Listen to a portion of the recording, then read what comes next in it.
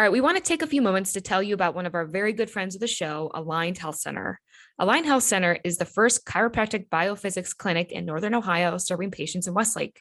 The team at Aligned Health Center helps patients with back pain, neck pain, migraines, ADHD, digestive issues, sleep disturbance, whiplash, scoliosis, and much more. The mission at Aligned Health Center is simple: to help people in Westlake and Beechwood areas achieve the best possible health and overall wellness.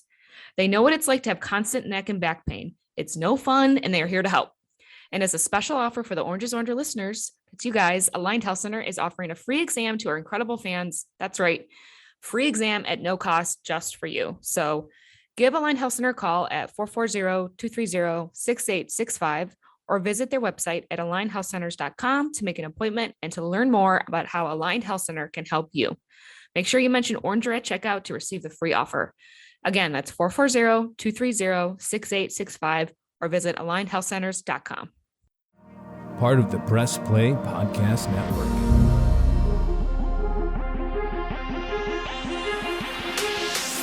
45-50, 45-40, run, William, run! He's got blockers in front, 5, touchdown! Joshua Cribbs turns disaster into a score! Kick block! They blocked the kick!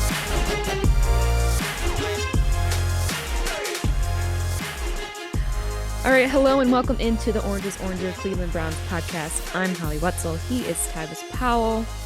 Tyvis, we're back. Brown season. We can finally move on with our lives, I think. months later. Yeah. Lord Almighty, which we will get into and recap the just fiasco of Deshaun Watson, the whole saga. So, but first, we have a special guest today to talk some fantasy football. I have not played fantasy football for the last couple of years, so I'm back in it, and I feel like I'm super rusty. I feel like I don't know like the tricks and the cool stuff and the whole thing. So, in order to, and I'm in 2 money leagues. All right, 2 money leagues. Okay. One being my work, ESPN Cleveland. And the other is a league I'm in with my brother and some of his friends. And I got a pretty bad draft rating, which I'm really pissed about, but we'll we'll get into it. So I want to welcome in Tommy Garrett. Tommy is the senior fantasy analyst for Pro Football Network. You can find him at PFN 365. Tommy, welcome. Just learned before we popped on here that you run on like maybe 2 hours of sleep a night, and I'm scared. Why are you? Is this just like it's just insane right now for you, huh? Yeah. First of all, thanks for having me on, guys. I really appreciate you guys reaching out. But yeah, it's just that time of year. Like for us, this is kind of like the Super Bowl for the most part. It's that 2-week window, like right towards the end of the preseason, and that start of the first week when everyone's doing their draft. So it's kind of just crunch time right now, trying to get everything updated, kind of get the ADP accurate, so everyone has a good, realistic representation of what they're going to be walking into on draft day, and don't get caught with their pants down, because that's the worst thing to walk into is when you're unprepared. So yeah, it's been busy by everyone over here. I'm not the only one burning the midnight oil. So yeah, it's a grind, but you know, we love it. That's why we're all here. Isn't that why we all work in sports? Man. Right? It's a grind, but we love it, right? I think that I didn't do it to get rich. I can tell you right now.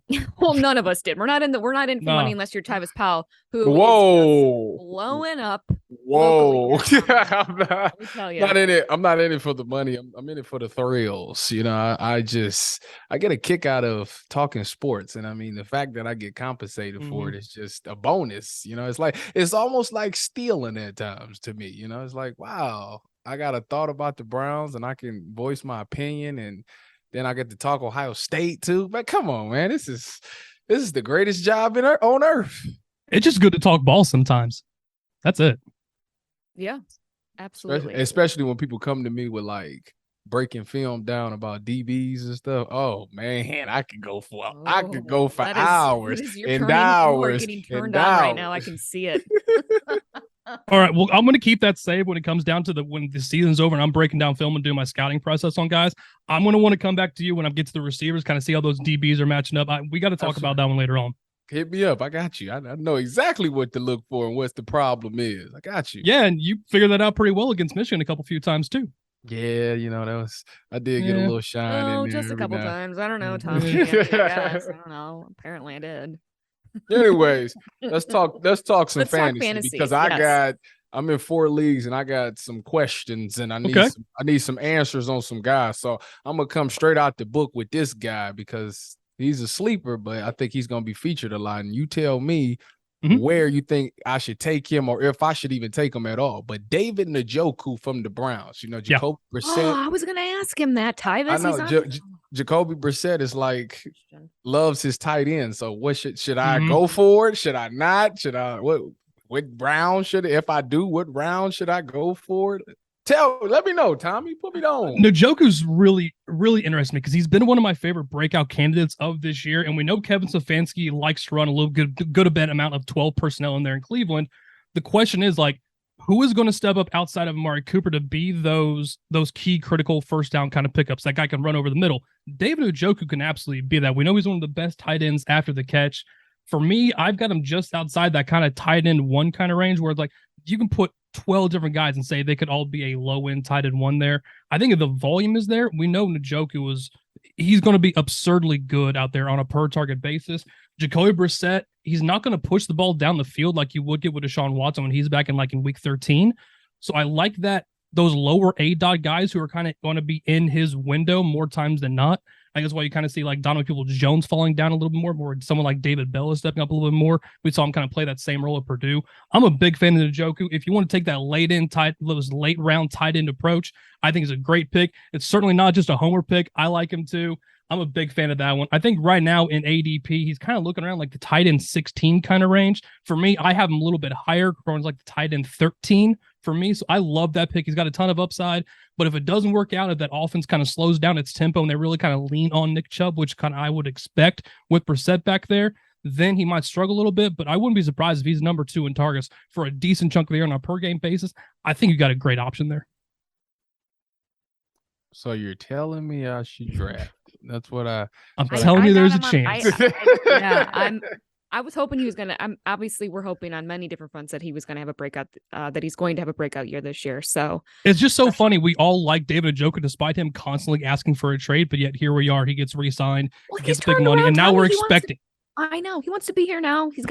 He got that franchise tag. Exactly. Yeah. So now use the damn dude. Like plain and simple. Get the ball in his hands. Like you got skilled players. Give him the ball. Sticking with the Browns, I got a question. Where are you putting? I got Amari Cooper on my team as well. My one team. Where are you putting him? I guess if someone is looking to draft now, I did an early draft on my brother's league, and we had not heard yet about the Deshaun news and where that was going to land. Yeah. So where are you putting him now? Grabbing a wide receiver, knowing that it's going to be at a Brissett. I'm a little lower on Amari Cooper than some others. I think it's not surprising given what we expect this team to look like. They're not going to throw the ball 35 plus times like they could with Deshaun Watson. I still like Amari Cooper kind of in that low end wide receiver 3 kind of range. Like he's most certainly going to be drafted in every single league. He's going to be a starter for you, most likely probably in your flex. I'm a little worried about the upside, but he's still 24 years old. He's still in the prime of his career. He's one of the best route runners in the NFL. He is coming off a wide receiver 27 season last year in PPR scoring, over 100 targets, 60 receptions, nearly 900 yards and 8 touchdowns. He could do the same damn thing again this year in Cleveland. They need that number 1 on this team without having Jarvis Landry. If you're going to funnel the ball, it's going to go to no one else but Amari Cooper. You paid the guy the money to bring him in here. You didn't spend anything in draft capital to kind of get him to. There's no point not to use him. If he sees a 25+% target share, which I think is probably on the conservative side, we're probably looking in the 118 to 125 plus targets for that kind of value right now to get him as a low end wide receiver 3. He's got wide receiver 2 upside in several weeks, depending on the matchup. And then once Deshaun Watson gets back, you've got an incredible asset to make that playoff push so long as you've been able to stay in contention. And then when the playoffs come, you've got a great option so long as we see Watson be the player that he was in 2020 and that rust kind of gets knocked off a little bit because that's inevitably going to come there. Okay. Well, that makes me feel a lot better. It does, actually. Yeah. It's not just for fantasy, but just, period on the season. I mean, you guys know the Browns better than anyone. You guys talk about them every day. You're in the area. I mean, what's the general thought from you guys on how you feel Amari Cooper could be used? Look, I'm here to learn, too, at the same time for people to know this team better than anyone else. Tommy, here's the thing. Real quick, sorry, Tyvis. Here's the thing: football has not been really talked about in Cleveland for the past 6 months, and it sucks. Like we have Whoa. not been able to, right? Whoa. Like No, you're it's absolutely all right. been Deshaun news. I have. Oh, what? Oh, Tyvis, did I? What? I mean, it's been talked about, but Has it has been put to the side because of other issues that's been Absolutely. going on. Every day we're talking about what's going to happen with Deshaun. Like that's sure. Training camp finally started. We're getting bits and pieces. We're getting the whole thing, but it's been Deshaun. I'm so glad that that's over. So, but yeah, that's what's been really hard this year. It's been so weird. I would say on as far as the Browns go, I think Amari Cooper, to be exact, I think he's really the only passing threat. So I think a lot of teams, a lot of defensive coordinators are going to be like, listen, we're going to make Jacoby Brissett beat us. We're going to load the box. We're going to make Jacoby Brissett beat us. But Amari Cooper can't be the wide receiver that beats us. So I think he's going to require a ton of attention, and somebody else is going to have to step up. That's why DPJ is going to be a big year for DPJ and David Njoku, because Njoku just got paid top 5 money. He has to show why it's justifiable that he got that contract. And I think Kevin Stefanski's on the same page with that. So Amari Cooper, I think he might look like a decoy for a little bit, but his route running is unbelievable. So he's still going to find ways to get his. He's one of the best wide receivers while working inside of the scheme. He's not one of the ones that really is going to, if the play extends, he's not going to necessarily create all the time. But if you keep him in phase, he's going to be sensational. The one I would say, I know he didn't test well, which is why he slid a little bit in the draft. Watch out for David Bell at Purdue. Like they produced, we saw what Rondell Moore did, even though he didn't do anything with Cliff Kingsbury because they decided not to want to throw the ball further than a yard down the field.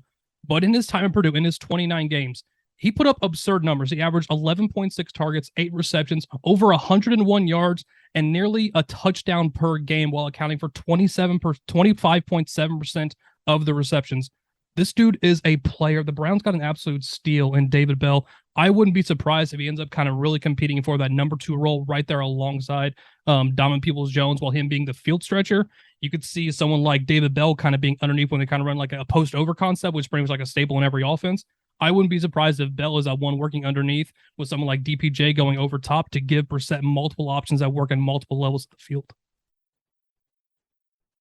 I like it. All right, let's go around the league now. Now that we've talked about the Browns, let's go around the league. So if I'm drafting 2, because for some odd reason, I think Christian McCaffrey and Saquon is like 1 and 2 running backs, which blows my mind because I thought it would be Jonathan Taylor. But let's play devil's advocate. I'm picking 2, and the first pick was Jonathan Taylor. Who am I supposed to select and why? For me, I think the consensus will be Jonathan Taylor, although history isn't on his side. We haven't seen an RB repeat as the RB1 since going all the way back to Priest Holmes. But if anyone could do it in this league, it's going to be Jonathan Taylor. We're drafting guys assuming they're going to be at health all year round. If he is, no one has the upside of Christian McCaffrey. Averaged only over 25 points over the last 3 years. You just got to keep the dude on the field. I think Baker Mayfield, even if he's not a massive upgrade, I think he will be a better quarterback than what Christian McCaffrey's probably even played with, because Cam Newton at that time wasn't the MVP Cam Newton that we saw. I think McCaffrey's probably not going to see that 95 to 97% snap share that he's been used to, but that's okay. He has the ceiling to be the guy where he's going to see over 80 plus targets, 90 plus targets, and still pick up plenty of yards on the ground while they work in guys like Chuba Hubbard or Donta Foreman behind him. I love McCaffrey. I've got him ranked as my number 2 player overall on the board. If you're in a PPR league, I think he gets a ton of upside in that format. If you want to go receiver, something like a Justin Jefferson to Cooper Kupp, I'm not going to blame you. But for me, starting with the running back, if Taylor goes, CMC is going to be my next pick. Tommy, how much caffeine have you had today? I mean, real talk. Way too much. Way too much. I mean, it's so impressive. Like, I am like, wow, yeah, okay, yeah. Like, just, this is probably the first time, Tyvis, I've seen you pretty just like, all right, next, just one thing to the next. I'm just trying to keep up with you guys. That's it. He answered my question. He gave me some good thought. But not say. So what about Saquon? Look, if Saquon is healthy, he's a top 3 talent in the NFL. I'm not surprised that he had a down year last year. I don't think, if we're being realistic when it comes to the return of players coming back from an ACL tear, more times than not, those guys even say themselves, I wasn't ready yet. It's not so much from a health standpoint, it's trusting your knee. I mean, I'm sure you've been around plenty of guys that have had ACL tears themselves, and it takes quite a bit of time. So I wasn't necessarily surprised to see Saquon struggle. Plus, let's be clear, the New York Giants weren't exactly one of the best teams in the NFL, plus that offensive line struggled. And when you're trying to run Saquon Barkley between the tackles, that's never been his game. That wasn't necessarily his game, even going all the way back at Penn State. He's really good when he gets off the tackle because he has that speed to make someone miss in the open field. If Saquon Barkley stays healthy, I'm all in on him. I've got him right now as my RB10, kind of banking in some of that uncertainty because he does need to stay healthy. I do think Brian Daboll does help get the Giants to a better place. No, he's not going to turn, Daniel Jones into Josh Allen. You got to be Josh Allen to become that level of player, but I do think he does help out this offense. I like the addition of Evan Neal on that offense line, kind of boosting that up a little bit. I think Saquon's healthy. Clearly, we saw by the clips earlier coming out today, the dude's hungry, he's pissed, and he wants to set the world on fire and prove that he is still one of the best backs in the NFL. It's a contract year also because he was a first-round draft because they got that fifth-year option right now. I'm in on Barkley. I think he's got something to prove. I'll take him easily inside that second round because, quite frankly, it's the latest we've seen him go since he came into the NFL. Tommy, I want to talk to you about quarterback, drafting a quarterback and when, because again, I haven't played in a couple years. And in my brother's league, I drafted, I think I was like third or fourth now. I can't remember, but like, I just know that like if you got a decent, like lower pick, you got a star, QB sitting there. That's what you're grabbing first. And I grabbed Mahomes. Apparently he's not projected as high as from what I was looking at least a couple months ago. At least it's still Patrick Mahomes. Like, let's stop tripping people. Thank you. Like, it's still Patrick Mahomes. I got like, my brother's like, oh, I can't believe you picked a QB, blah, blah, blah. And I'm like, well, it's Pat Mahomes for one. And two, like, isn't that, is that strategy just, has it fallen by wayside? I get the wide receiver. I get the best overall, all of that stuff. But talk to me about the quarterback position on when it comes to drafting and where you should, I guess, depending on what pick you have. The first thing I'll say, anyone that says you can't or can't do this in a draft, shut up. It is your individual fantasy team. Draft that however you feel. Like, at the end of the day, you got to walk away with players who you want to cheer for and root for on Sundays on your roster. Now, I do think there is definitely going to be a difference. I'm assuming there's going to be a one quarterback league. Is that correct? Mm-hmm. Yeah. Yes. Okay, yeah. Because when you get to Superflex, then it just skyrockets. These guys are all going. You'll see 14 quarterbacks go within the first probably 18 picks a lot of times, especially if it's in an industry-heavy draft where they are all kind of heavy on quarterback. For me personally, I've always kind of been more on the late round QB side of things, where I kind of attack more value at the positions where I'm starting multiple players. So if I'm starting 2 running backs, I'm starting, 3 receivers and 2 more flex spots. Like, I like to find that depth earlier on and then go after quarterback if someone does fall in the rounds. But also it kind of depends on where you're at in the draft. Are you on that later side? If you're closer to the turn, reach for some guys that you like. If you're sitting there in the 4th round and Josh Allen is still there, grab Josh Allen because he won't come back to you by the time he makes the 5th round pick. And I think he probably blows out the NFL this year. He's the only player in fantasy history to have over 400 points in back-to-back years. He'll do it again this year. He not gonna be there in no 4th round. I'm gonna tell you that right now. Well, I know there's a lot of QBs sitting around. I guess. Well, I don't know. Yeah. Well, it depends on how many you got, because I was in a 14-player league, so he was gone. Yeah. As a matter of fact, much depends on draft. He was my first pick last year, actually, because they took all the I love it. They took all my running backs. I was like, I gotta get somebody that's gonna put some points up. Look, it's also just fun to root for the Bills. Like, I feel like a lot of us are just kind of like closet Bills fans because, like, Bills Mafia just looks fun. I want to jump through a table sometime with him, so I like enjoying Josh Allen. But look, honestly, quarterbacks have the most variance of any pick in the draft. When someone takes the first one, you start seeing a run of them go. But if they start falling, then you can end up with a decent value. Like I said, for me, I'm kind of more the person that would target someone like a Jalen Hurts, my QB5 right now. I love what he did. I know the Eagles from like week 9 and on were the run heaviest team in the NFL at over 68%.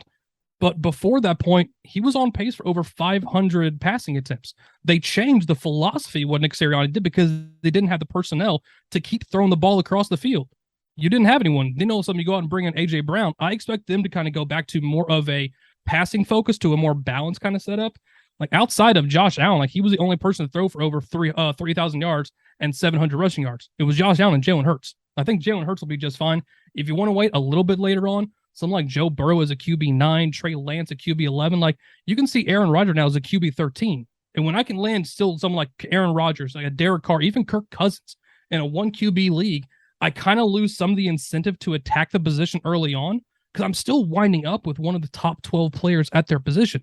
There's just so many starting guys and they don't have the positional scarcity like the running back drop off happens. So for me, I'm a guy that likes to wait a little bit. But if you have someone in your range and draft by tiers, and if you see that, Allen's gone, Herbert's gone, and you're kind of looking at Lamar Jackson, Mahomes, Jalen Hurts, and you don't want to miss on those guys, just take them. Go for it. You can find plenty of depth later on, especially at receiver. That's the deepest part of this draft. The one thing I will say is if you go early on quarterback, I probably wouldn't also go early on tight end, and I would shoot for someone like a David Njoku or even someone like a Cole Kmet. Guys could be very heavily involved in the passing game. Just because I feel like at that point, when you go early on both, you're going to lose depth at one of your 2 other positions. So if you want to go quarterback early, I would just wait a little bit later than on your tight end position. Do you think if I draft Baker Mayfield, first of all, with the Browns fans shun me, and secondly, don't you think he's gonna have a good year? I mean, it's a contract year. He's trying to prove something. I hope Baker Mayfield walks out there and takes that Panthers flag, waves it around, and stabs it in the middle of the field, just like he did to Oklahoma. I hope he's out there grabbing himself, just like he did against the Kansas Jayhawks when they wouldn't shake his hand.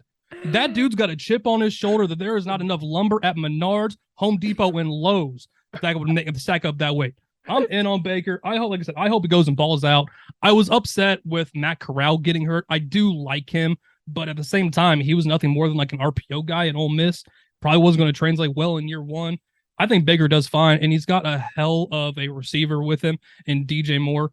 The only wide receiver over the last 3 years to have 1,250 scrimmage yards in all 3, it's not Stephon Diggs. It ain't Devontae Adams. It's DJ Moore. And he's done that with Kyle Allen, the ghost of Sam Darnold, who apparently still sees ghosts out there, even though we thought he was back those first couple weeks last year. Like, I love what DJ Moore could do. You got Robbie, who's going to be – he is what he is. He's going to still get you 90 targets. We don't know what Terrence Marshall is going to be. They don't necessarily have a good tight end option. But you still got, if all else fails, dump the ball off to Christian McCaffrey, who's the closest thing we've seen since LaDainian Tomlinson was rocking the Chargers uniforms. I think Baker does good. In terms of the Cleveland Browns fan base, I stay out of that.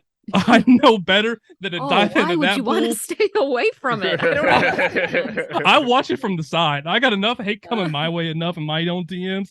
I don't need the Browns fans also jumping in there. But it does feel like, look, the organization put the fans in the position they're in this today by going after Deshaun Watson. You have Baker Mayfield, who brought the Browns back from when they were literally a winless team to all of a sudden knocking the Pittsburgh Steelers out of the playoffs. Like, he brought this team back and got you guys a playoff win. You're only a couple years removed away from when the Bud Light fridge got unlocked in bars. And yet you go ahead and decide, hey, we want to divide the fan base and go after Deshaun Watson, who is by far, no question, a better talent at quarterback. When he's out there, top 5 in the league. I get it from an offensive and from a scheme standpoint. You're trying to win a Super Bowl.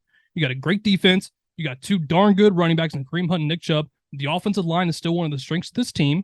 All you needed was that quarterback kind of push you over the hump. And if you didn't think Baker Mayfield was that guy, it's a business at the end of the day. As much as we want to get upset about it as fans. So I think it's probably more like a 50-50. But I think Browns fans will probably you'll still get a Christmas card or 2 later on this year, even if you do take Baker Mayfield. Well, Tommy, and I agree, like, Baker did a lot, obviously, for Cleveland while he was here. Made some great commercials. He did. He's a better actor than he is a football player. That's definitely true in my opinion. But even though you didn't just say that, I did. But what happened here, and when you get a taste of winning, that's what happened, right? Like, mediocre is not good enough, right? Like, he was way too inconsistent across, and I don't. Now we're gonna get into Baker, the whole thing, and I'm trying not to. I'm good with it. I think he was set up to fail last year. But Tyvis and I have just beat this horse to death. So, like, I want to.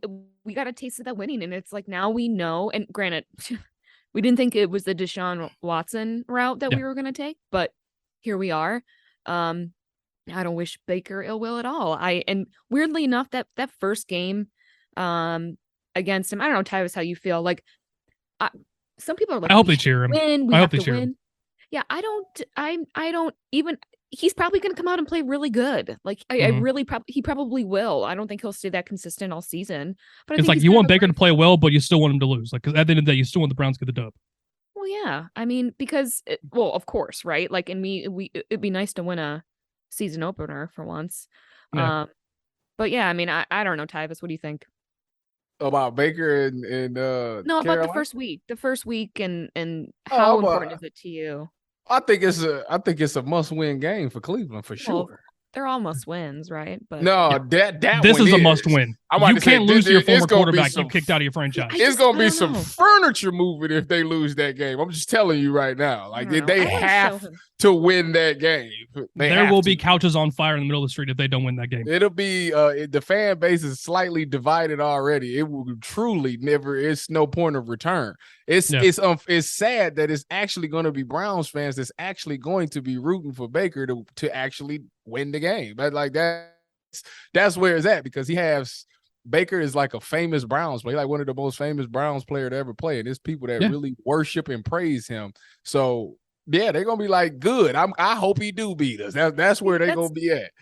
It's gonna be karma. You're gonna hear karma all over Twitter. Yeah, so like they have to win the game 1,000%. Now I think he's been laughing. He's already been enjoying this whole offseason, preseason, and the drama of Deshaun in Cleveland. Like I know that he is like, yep, like sucks to be you. And he's I tell you what, pretty he's much doing, right up until he's this doing point. really well answering media questions right now. I will tell you that. Well, I'm glad. I'm his PR team coached him up very well on how to handle the situation. Yeah. Well, and great. You know what I mean? I don't think I feel like giving it so much attention and like we have to win, blah blah blah. It's like I don't know. It's like we care too much, and I try to be like. I don't know. I think of it like, yeah, like you're seeing an X, right? And you're like, you don't want to show that like you care a lot or like you're really angry because then if that means you do care too much or you are showing too much attention to that or whatever. So I'm like, you know what? That's fine. Like, yeah, you played for the Browns. It's a business. Wonderful. You had a couple decent seasons for us. Maybe just one, but great to see you. Like, you know, wish you the best and the whole thing. That's all. Yeah, but you also don't want your ex to end up with someone hotter too. Well, that's a big thing. You guys, why the Browns got to win that game. Otherwise, all of a sudden, dang, that new chick's looking pretty good over there. Holly's lying to herself if she thinks that it ain't if she don't want the Browns to go out there and win that game and win it with style points. I do. Yeah, but I'm not going to hang our season. You know how Browns it 1,000% is. I'm just telling you. Browns will hang the season on this loss. 100,000%. I'm just saying, especially if you lose to a head coach in Matt Rule who's already on the hot seat. I'm just saying, there's going to be a lot. They're going to do a lot of desperate stuff. And I mean, this is a guy that y'all couldn't even keep him with the Deshaun Watson stuff going on. Y'all still didn't even want to keep it. Y'all got to get this guy out the building. And you telling me that if he come and win, man, don't do that. Don't do that. Don't even. It's a problem. If they lose this game, it's a problem. I'm just. I gotta look it up. I gotta see what the line is on. I want to know what the over under is on Myles Garrett sacks for that game because I'm gonna pound the over. Yeah, I mean, didn't he get asked that about sacking him? I guarantee you someone asked him because sports reporters, we all got to get whatever question we can. I can't remember now. I think he talked about it today. He said that it ain't no added. He has no added. What is it? Motivation, I guess. To that's what you'd want him to say. Yeah, it was a PR answer for sure. Yeah, yeah. All right, Tommy. We'll wrap up. Last question from me. What is one thing that you should never do in a fantasy football draft? Don't draft a kicker or a defense other than the final rounds of the draft. They are replaceable. And at that point, if you don't have to draft a kicker or a defense, a lot of times you don't even have to. Just make sure you pick someone up before week 1. If you're drafting right now, there's not a lot of time to make a lot of additions, moves, and trades and wheels and deals. But if it was me, just look at whoever the best matchup is upcoming. I know one's going to be popular. It's probably going to be the Denver Broncos taking on the Seattle Seahawks, even though it is on the road. That's a great defense going up against probably one of the worst offenses in the NFL, even though I wish Drew Lock all the best up there in Seattle. But yeah, don't draft a kicker or a defense early and just play your matchups. Play your matchups, set your lineups, and you're going to do just fine in fantasy football. You'll be good to go at that point. But what if it's Katie York? If it's Cade York, I'll be okay. When he hit that 54-yarder in practice, and it was 3/4 of the way up the uprights, I wish we had like StatCast to tell me what the projected distance was. That was absurd. Mm-hmm. Like that's Tyler Bass level of like, okay, that ball is just gone. I love that thing. I think honestly, the Cade York selection to me was the Browns trying to counter what the Bengals did with Evan McPherson. They saw how important it was to have a stable kicker, and especially up there in Cleveland, where you're sitting there on Lake Erie, you've got those open corners of the field where that wind really whips in, especially when it gets to that October time of year. That's where you need a kicker with a strong leg. And if you're not capitalizing on drives, which you might not do as often with Brissett, you've got to make sure you get points on the board. York could absolutely do that. He did that very well when he was in college. Yeah, I'm a fan of Cade York. I would probably rank him higher than a lot of people would right now, just because I think this will probably be a really good offense, especially when Deshaun Watson's back. My last question for you, Tommy, is give us a name that's sleeper in this that you think can have a big season that a lot of people kind of aren't talking about. Oh, sleeper the people are really talking about. I think one for me is going to be Jalen Tolbert, the wide receiver coming out of South Alabama with the Dallas Cowboys. They don't have, obviously, they gave away Amari Cooper for like pennies on the dollar plus a Twinkie. Not even one that was stale. It was a stale Twinkie at that point. But you don't have James Washington because he's dealing with the Jones fracture. Then you also don't have Michael Gallup, who you're waiting on him to come back from his tear happened last season. They also let Cedric Wilson Jr. move in the offseason, head over to Miami, which I think they're probably really wishing they had. I was a big fan of Jalen Tolbert, kind of as like a vertical field stretcher, which I think they need. CeeDee Lamb is going to absolutely destroy and ball out this year. I've got as my wide receiver, I think wide receiver 5 right now in my rankings. He's only behind Jefferson, Kupp, Chase, and Stephon Diggs. He's got 140 plus targets, but they need that number 2 in this offense because you also don't want to run Ezekiel Elliott into the ground, especially coming off a PCL tear last year. I love Jalen Tolbert this year as a late round guy. Also, like, we got to stop talking and thinking that Allen Robinson is washed up. I mean, you watch wide receivers all the time, especially as a DB. Like, that dude is good, and I'm not putting all the blame on him. He was dealing with Matt Nagy. I got to give him a pass. If we look at what happened last year with Robert Woods, he was averaging over 7.5 targets, 5 receptions, nearly 62 yards a game. That's 130 targets, 85 receptions, over 1,000 yards and 10 touchdowns. That would have been the wide receiver 12 ahead of Mike Evans last year. And now we're putting one of the most underrated elite wide receivers in the Sean McVay offense to pair alongside Cooper Kupp. Give me all of the Allen Robinson this year, too. All in on him. For me, he's going far below ADP. I would reach around earlier. Not necessarily a sleeper because he's a name that is very well known, but a guy who's probably not getting the respect he deserves right now in this brand new offense. Oh no, I lied. I got one more question. Just one. Fire it away. And I gotta do it because I'm a Buckeye. Garrett Wilson or Chris Olave, if you had to pick one for fantasy, who'd you take? Are we talking down the road or just this year? No, we talking just this year. Just this year? Yeah. I'm going to say Chris Olave. Okay. I'm actually going to say Chris Olave. I believe his 35 touchdowns set the record at Ohio State. Route running savant, can also beach down the field. When I'm looking at the two guys he's playing alongside, Michael Thomas, he is back, avoided the pup, avoided missing really any time.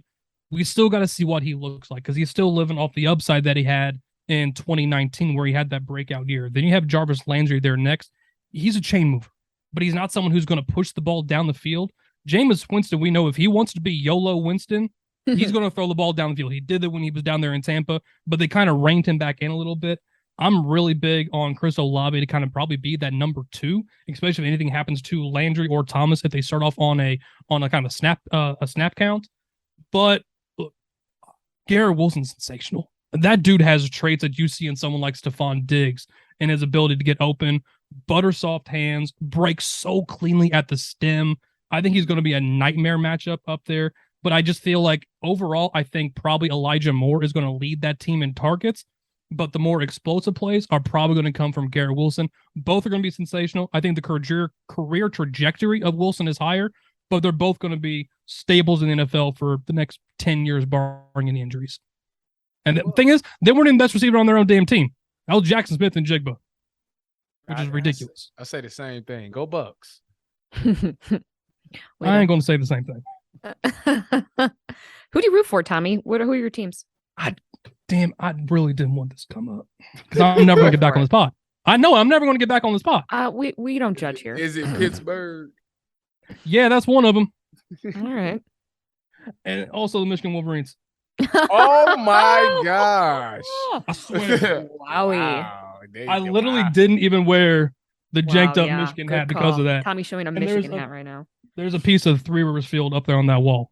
The thing I'll say this, like, when you work in sports, you stop being a diehard fan unless you live in that area and you cover one team. For me, having to cover all the teams, like, I don't live and die by the Steelers. I was raised in it because my dad, living in the 70s, the Steel Curtain. That's just, I was born into it, but I don't live and die. If I miss a game, it is what it is. For me, I like college football better than pro, better than the NFL. To me, it's just the passion, the pageantry, and the players. Now, granted, it's very much more like pro when you bring in NIL. Thank God athletes can get paid. I'm always going to be pro athlete advocate. But yeah, Michigan's always been that one for me that's always been my diehard team, and it just sucks because I know every year they're going to let me down, just like my New York Mets do. It's every single year I'm going to get let down by teams. It is what it is. That's why we show back up. And that's also why I knew what you did against Michigan. I literally watched it. I cannot believe you right now. That's why I didn't want to talk about this. I was like, if we can escape this pod and not have to talk about my sports teams, we might have a shot at something here. Yeah, I mean, Tyvis is over there just mean mugging. We were cool before this. Yeah, I see the look coming now. I can't even take your word on fantasy, though. I know. I'm discredited on everything. It was like when you guys reached out, like, hey, we want to bring someone. I'm like, I'll fake the expert part. Like, I can talk my way and act like I know what I'm doing. But when this gets brought up, like, all that credibility is just throw that out the window. Well, it's good. Tommy, you didn't even bring it up. Like, you didn't even say that to me. Like, hey, by the way, like, don't ask me, whatever. Like, so if it happened, it happened. Like, because I knew it was going to get talked about probably eventually. Yeah. Oh God! Well, we've sure have learned a lot from Tommy Garrett, Senior Fantasy Analyst for Pro Football Network. You can find him at PFN365. Tommy, anything else you want to plug before we wrap up? No, that's pretty much like all. You can find all my content over there. We've got the podcast going on. I'll probably be at Indianapolis Colts camp here. Coming games with the Colts a little bit more probably on this year too. But yeah, all my written work's over there at profootballnetwork.com. Yeah, Twitter, Tommy Garrett PFN, a lot of sarcasm, a lot of fantasy football. So kind of the usual, pretty much what you'd expect if you listen this far.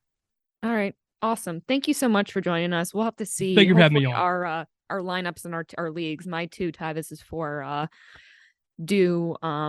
hopefully win some money at the end of the season. I mean, that's the goal. That's what it's all about. All right. We will be right back on the Oranges Order. Stick around.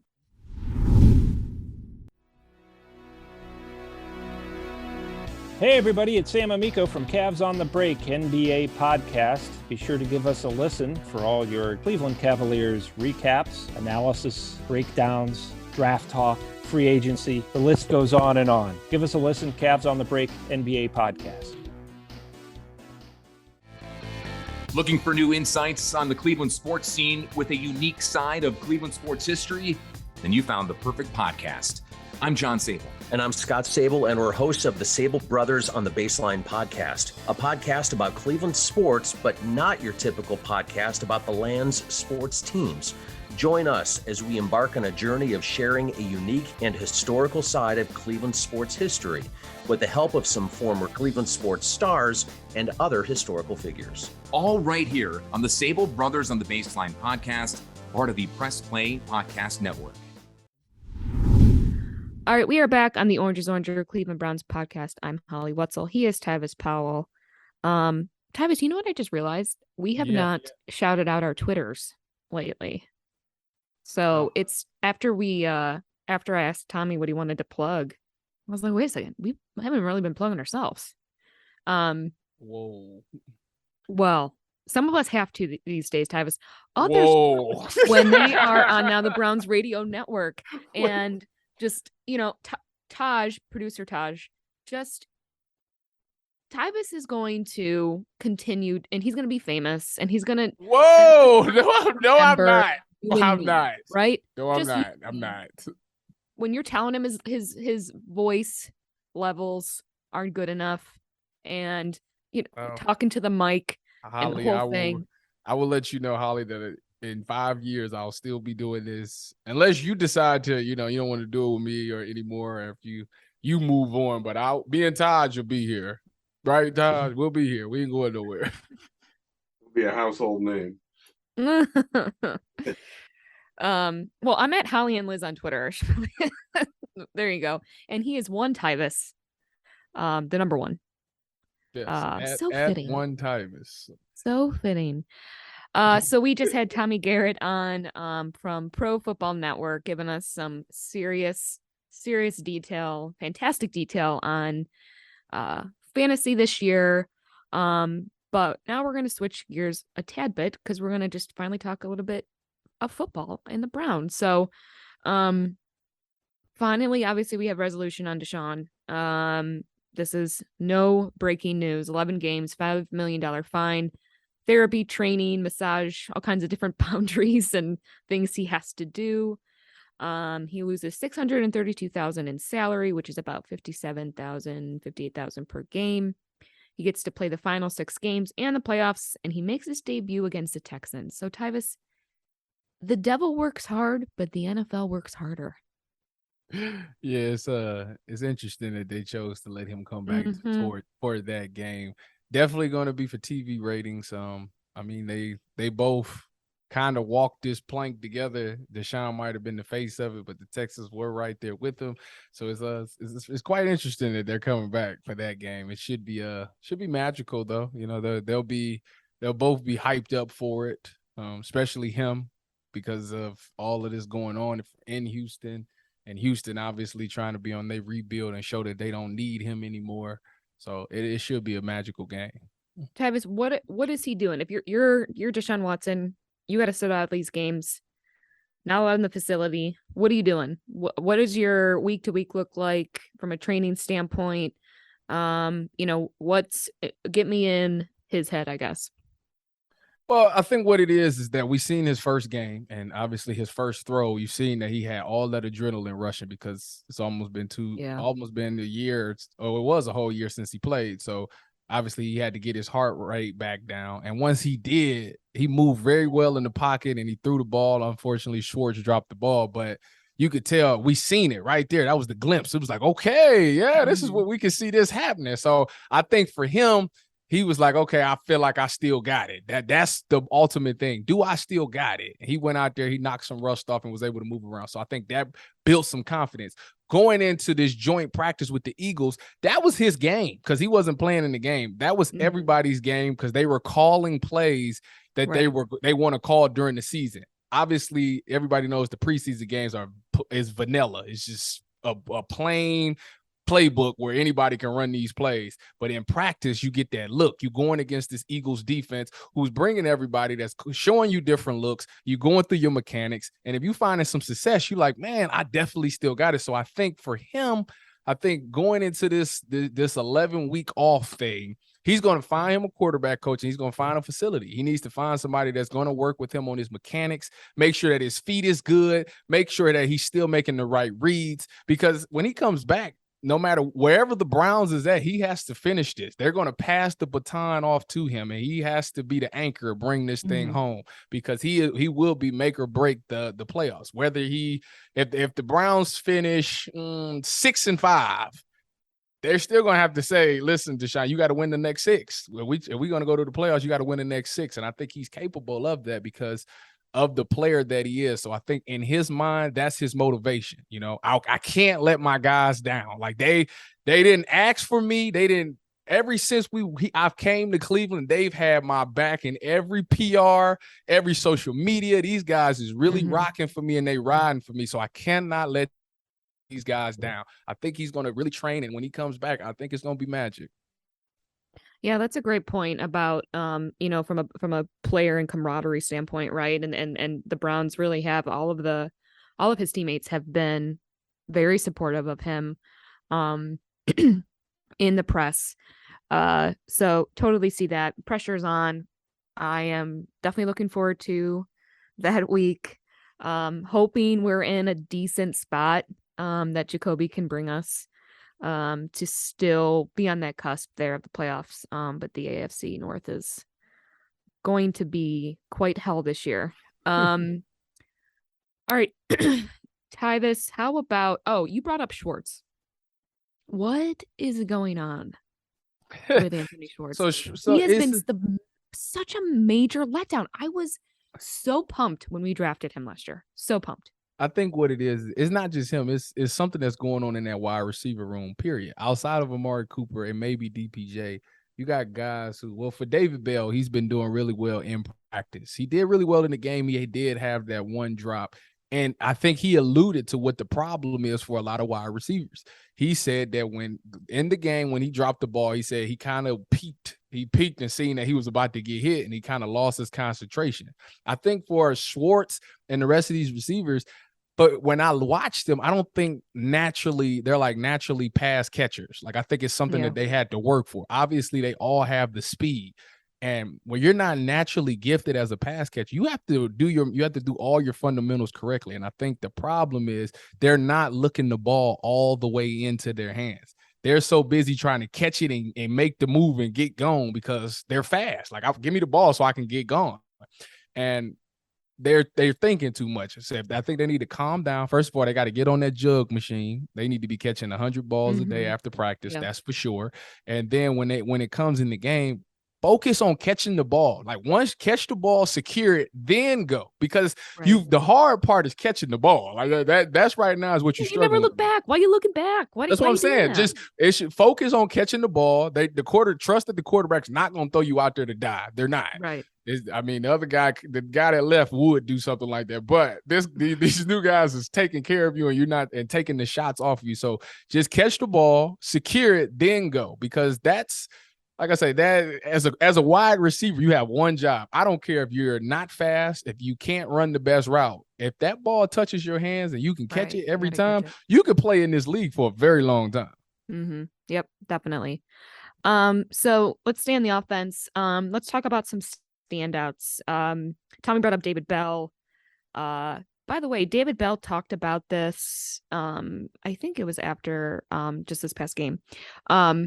About just kind of the struggle of the transition, right, of the speed from college to pro. Mm-hmm. What is that like for you as a former player? Was that definitely one of the top hurdles, struggles, what have you, coming into the league? Yeah, for a DB, absolutely. I mean, in college, you're faster than a lot of people. So when you come to the league, everybody's fast. Everybody's running 4.4s and 4.3s. And I think for him, the reason I think he made that statement, because somebody sent the tweet like, is this alarming that he's saying this? Mm-hmm. And I think the reason why he's saying is people have to remember this guy started off camp on the PUP list. Right. So he missed the first game. And this was his first action, like this first game action. And he's getting back into the swing of things. He was never this burner to begin with anyways. So he has to become really crafty on his routes. And I think that's what he's trying to figure out right now. And like I said, he ran some routes where he looked like the thing about wide receivers is you don't have to be that fast when you're running routes. It's a bunch of receivers that look like they jogging the route, but when they get into the in and out their breaks, that's the part that's important. And I think for him, that's what he has to figure out. And I think that's what he means when he talks about the speed of the game. Like I have to figure out the tempo that I need to run these routes right now, because maybe in college I had to run it as fast as I can. Right. In the league, you don't necessarily have to do that. Right. Couple other standouts. Obviously, Josh Dobbs had a great preseason game last week. 36-yard run. They're ready to crown him the QB too. They like we don't need Jacoby. Give it to Dobbs. Oh, it's so Cleveland. I cannot. 3-yard touchdown. But this is what I love about the preseason though. It's funny, like the preseason for us as Browns fans obviously has been the season, right? Like we've put so much into it. We read into everything. But yeah, he had a great game and I knew, right? Like we knew this was going to come up, but he also had a great game against third and fourth stringers. I think he's had 7 scoring drives in his two games. So yeah, I think the thing with Josh Dobbs is that, I think all he's doing is showing that if Jacoby Brissett was to, I don't know, tear a shoestring or something like that and had to come out, everybody would be like, okay, we good. Josh Dobbs coming in, we right. definitely he can get us through this game or get us through this play. I think that's what he's showing. As far as him being the starter, it's hard to tell that because everybody has to remember that he's going against he's going against twos and threes. So like this, Well, it's not happening. Like, why are people even? Because it's something because he does look good. And the thing about it is what he's doing. If you're amazed by what he's doing, then you're gonna be spilling your popcorn when number 4 comes back because he's better than him and he does everything he's doing, but better. That's kind of crazy to think that. So, like I said, Josh Dobbs to me, I think he's earned a spot on this roster for sure. But come on, ladies and gentlemen, this guy was in Pittsburgh and with a team that needed a quarterback, and they chose to let him go. So it's the reason why they did that. But as of right now, with the opportunity that he's been given, he's been excelling. He's doing everything that he can. He said it in his interview, and I've heard it 1,000 times while I was in the NFL. The only thing you can do is you can control what you can control. And he's every opportunity that he's out on that field, he's making the most of it. And, absolutely. Right? And I think that's going to ultimately keep him in the league. And he's a guy, like I say, if something happened and we needed to get through a game or bridge a quarterback, I think he'd be perfect for that. All right, let's switch over to the defense, which is, I know, your favorite. Who's your standout from camp so far in preseason? Well, I'm a guy who I like competition, and this 4th safety spot is becoming the topic of conversation between DeAnthony Bell and Richard LeCounte. Now, I like Richard LeCounte because when he was in high school and he was being recruited, he would come to Ohio State because him and Raekwon McMillan was like close. So like I got to kick it with him a couple times. So I kind of know him a little bit and I'm rooting for him. But DeAnthony Bell, man, this is an undrafted guy. And you could tell he hungry. Like that first game, he got that ball, he punched that ball out. And if you want to stand out and you want to stay in this league for a while, get that ball back. But Richard LeCounte came back the next game and I think he led the team in tackles. Now, granted, he did miss a couple, but everybody in the secondary did last game, and it was kind of frustrating. But it's going to be interesting to see this 3rd game because, like, it's one to me. I got the score 1-1, and something got to give. Somebody ain't going to make this team. One of them's not going to make it. So this 3rd game versus an undrafted guy in a late round draft pick is they gonna have to go all out for this. So I've enjoyed Martin Emerson so far. I was, obviously it was the big thing during the draft was when they traded back to select him and his position, right? Which was, we were thinking wide receiver, or at least we wanted wide receiver at that point. But I've been impressed with Martin Emerson. Alex Wright, I don't know. Thoughts, Martin? Alex? Martin is balling. I mean, he's doing everything that I thought he would. I mean, a guy who was in the SEC, and I think he led the SEC in PBUs. He's doing exactly what I thought. He's a guy that is going to challenge for that 3rd spot, that 3rd corner spot. And now, granted, it's up for grabs with, I think Greedy is the one who's leading the race right now. But Greedy, AJ, and Martin is the 3 that's kind of all trying to get that 3rd spot. And I think he's doing a great job of doing everything he can to prove that he can be that 3rd corner.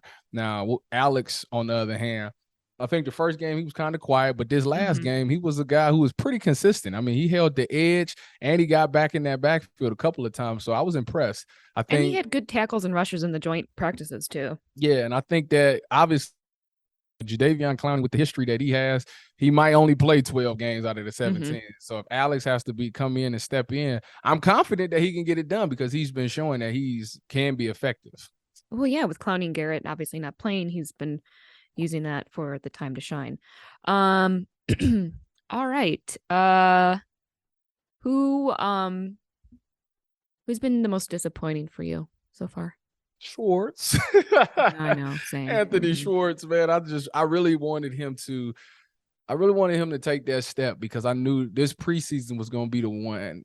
Because I think he came out and was talking to a reporter about after Baker got hurt, like everybody said it was his fault because he ran the wrong route or something like that.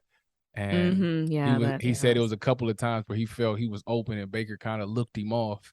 And I was like, man, this is a guy who, I'm like, this is kind of like a guy who's going to come back and be hungry. Like, I need to show like I can be that guy. So I was really looking forward to seeing him in the preseason because he's the guy that's going to stretch the field. Like, he's the guy that defenses will fear. If he can be a consistent catcher, like, you would fear this guy. Like, anytime Schwartz is on the field, we got to be on high alert because this guy got the speed. Yeah, that's what you would think.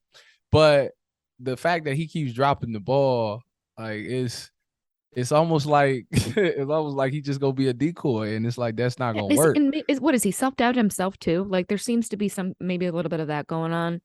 You start getting in your head, right? I mean, the best thing I've seen though is that what I do like about the Browns organization right now is that they don't give up on their draft picks. Like, you seen in this Eagles game, they threw a comeback and he dropped it, and then they said, you know what, run it in and throw it right back to him, and he caught it the next time. So it's like, as a player, you want an organization that's going and believing you, that's not going to give up on you, because it's like, now it's like, all right, they rock with me, so like I gotta show up for them because they're really counting on me.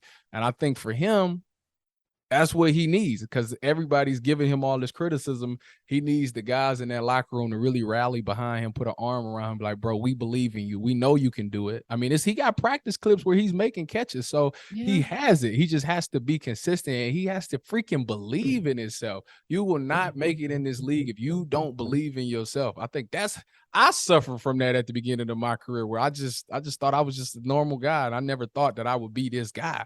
But you have to, in your heart, believe and know that you are that thing. Like, I'm the best wide receiver to play this game. And if you believe that in your mind, like, you can go out there and make some amazing plays, and you got all the ability in the world.